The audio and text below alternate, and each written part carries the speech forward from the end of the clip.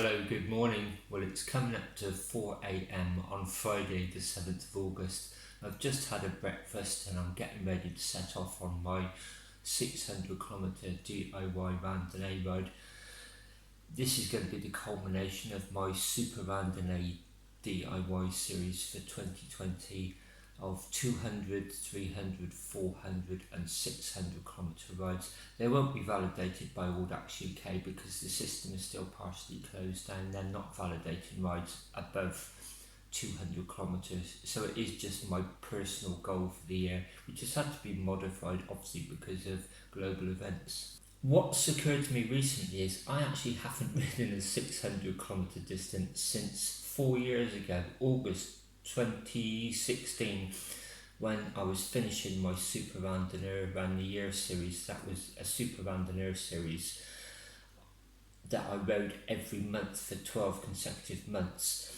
I actually have done 700, a few 800s, 1,000 and 3 1200s since, but I've never actually done a 600km distance, not for 4 years, so that's quite a milestone really. So the format I'm using is a tried and tested one for me. I'm riding the 600 as two separate 300km distances. I know from personal experience much over 300km and I start suffering from sleep deprivation. So today is going to be a 300km route from Bath, my hometown, to Llandovery in the Brecon Beacons and then back. It's pretty much out and back route, it varies in places.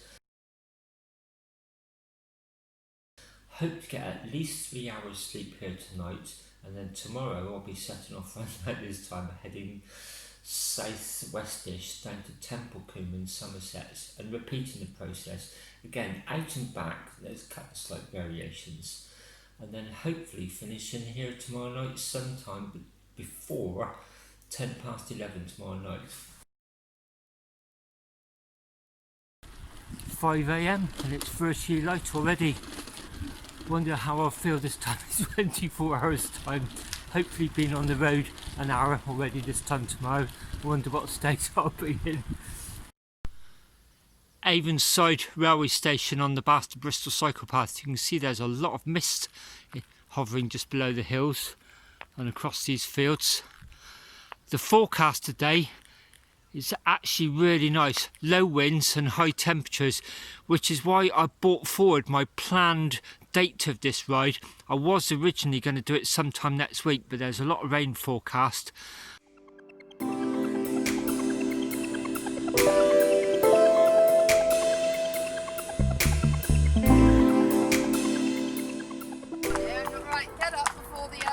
Lovely.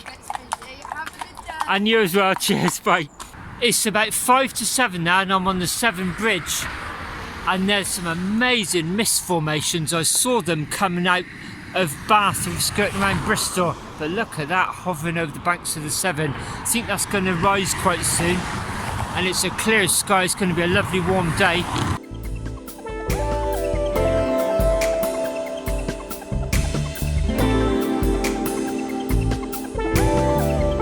It's now 9:35 and I'm on the outskirts of Abergavenny in Gilwern. I've just ridden alongside the head of the Valleys Road and I'm about to drop down into the Usk Valley, take the road that runs parallel to the River Usk and the A40 up through Talybont into Brecon. Then after Brecon it'll be A40 all the way to Llandovery.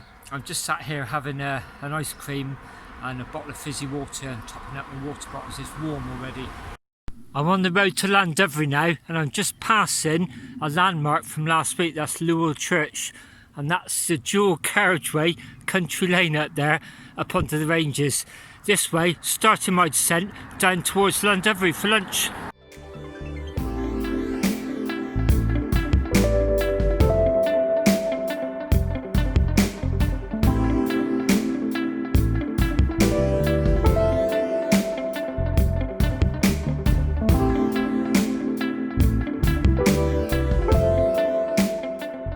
It's 3 p.m. and I'm back on the minor road heading down from Brecon through Talybont. I'm going to get on the A40 near Crickhowell, but look at that lovely view up at the Brecon Beacons. It's really hot actually, doing quite well for time actually. I got into Llandovery at 12:30. I sort of ETA'd it for about 1 p.m. So I'd actually back on the road heading back towards Brecon before 1 p.m. So quite pleased with the progress so far. It's 10 to 9 now and it's still light. As you can probably see, the sun's about to set behind me, lovely orange glow. I'm about 10 miles, less than an hour from Bath. I've decided I'm going to shoot past my house and add on 10 kilometres of tomorrow's route, because psychologically I think that would really help in the morning to make up the distance on tomorrow's route. Before I do the big bow around the outskirts of Bristol, Weston-super-Mare, down to Glastonbury and then down to Templecombe, I actually have to head eastwards out through the Two Tunnels Greenway to Midford Station and back, and I'm going to do that tonight while I'm sort of relatively fresh. I'm ahead of schedule. I'm going to get 3 hours sleep easily. I might even be on the road for about 3:30 and just make tomorrow hopefully an easier day. So ETA back at my house probably about 10:15, 10:30 now, hopefully in bed by 11:15, 11:30, up at 3. Good morning. Well, it's now 3:10 on Saturday, the 8th of August, and yesterday went remarkably well. I got back here last night about 10:20. As I said, I did this little dog leg from this morning's route. Mentally it's quite hard riding past a little slipway now. No, 90 seconds, literally it's down there and you'll be home. And then knowing that you got to ride 3.4 miles out, 3.4 miles back to Midford Station. I think that was a wise move last night. It just means I can head out this morning and do the bulk of the route without that little dog leg. That's always a little bit of a drag going along there. So I feel remarkably good actually after 3 hours sleep. Had a little bit of a saddle sore last night when I got back, but I don't feel stiff and I don't particularly feel really tired. Just had 3 hours sleep. It took me a little bit to get off last night. So 180 miles to do. Setting off hopefully about 3:45. I'll see you on the road. It's 20 to 5 now on the Bath to Bristol bicycle track. As you can see, there's the first glows of sunrise coming up to 24 hours on the road. A little bit about the times yesterday. I did 194 miles in 17 hours 20 minutes. I got back home last night about 10:20. This morning it's really psychologically pleasing knowing that I didn't have to turn left and do that dog leg out to Midford and back. Today I've got 180 miles to do in 19.5 hours. On paper less mileage and a couple of hours longer to do it, but I feel okay. Don't really feel tired or anything, or even sore. Just got a little bit of saddle chaffing from yesterday. What I normally find is give it about an hour or 2 hours and it sort of dissipates, whether you just get used to the pain or it does actually go. I've never been too sure. So next stop's going to be going through Bristol, Long Ashton, heading down round through Glastonbury and then pretty much due south down through Bruton to Templecombe. It's just gone 6 a.m. on Saturday, now the second day of my 600. I left Bristol on the what's normally the busy A370, but there's virtually no traffic on it, and I'm now just turning on some lanes that take me down through Yatton, Puxton, back of Weston-super-Mare, then across the Somerset levels to Glastonbury. And that will be around about the 400 kilometre point, so there's a big milestone there.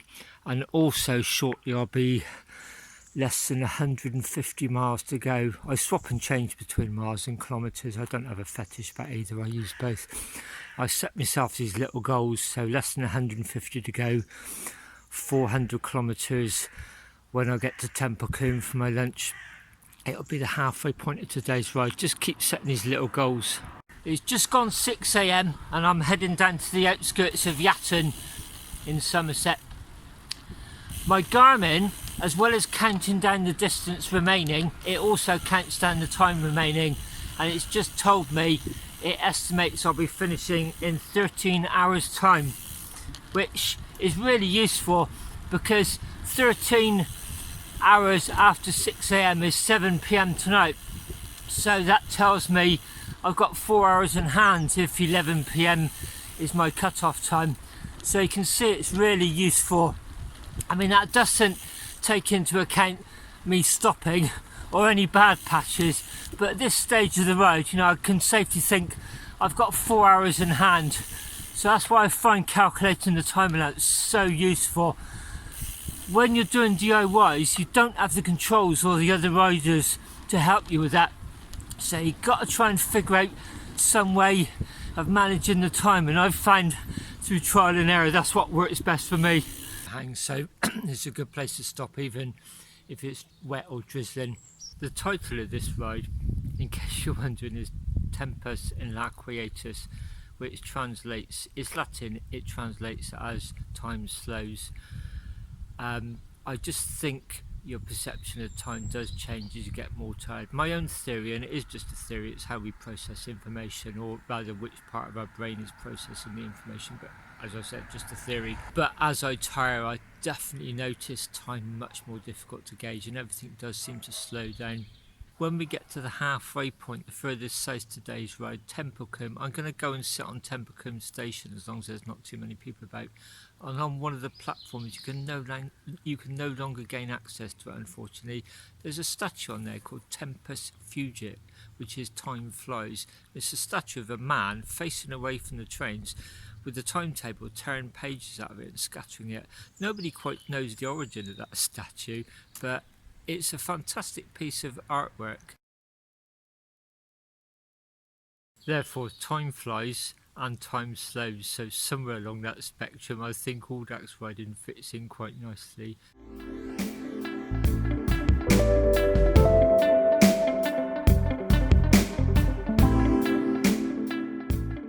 It's 10 to 1 and I'm at Templecombe station. The point of interest here is on the other platform, which you can no longer get access to.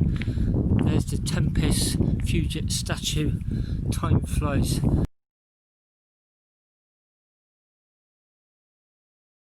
Luckily there's a chip shop here, so I've just got myself 2 sausages. That's all I fancied, sausage and batter, and a fizzy drink. The stretch from Glastonbury to Bruton and then out of Bruton over Tinker's Hill was absolutely brutal. It's so hot. The surface was quite bumpy. It's one of those unforgiving roads where you just feel you're putting so much energy in and not getting anything in return. I do know there's some fast stretches coming this afternoon, so that helps keep me going, but it was certainly a challenge, that's for sure.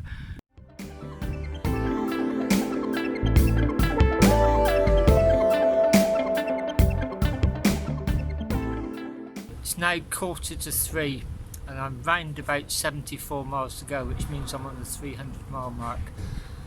I've stopped at a garage in Bruton. The heat has been relentless again. The last few hours I've just taken a real pasting. The leg from Glastonbury to here, Bruton, and then across Tinker's Hill and dropping down to Templecombe was just so hard. And then the ride back's been almost as hard. The heat is just relentless. I was 60 back in February, and I've been riding Super Randonnee series since I first qualified for Paris Paris in 1995. So what, 25 years of doing them. I don't think I've got many more left in me, to be honest. This might be my Candlestick Park Super Randonnee series. Originally this year it was going to be a 1200, but obviously I had to sort of modify my plans because of the pandemic.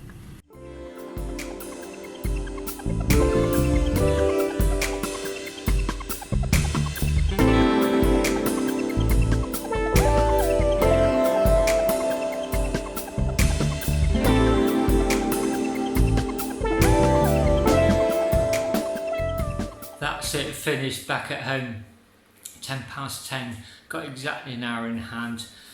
Both days I took a real pasting, to be honest, just because of the intense heat. Apart from that, everything else sort of went quite smoothly.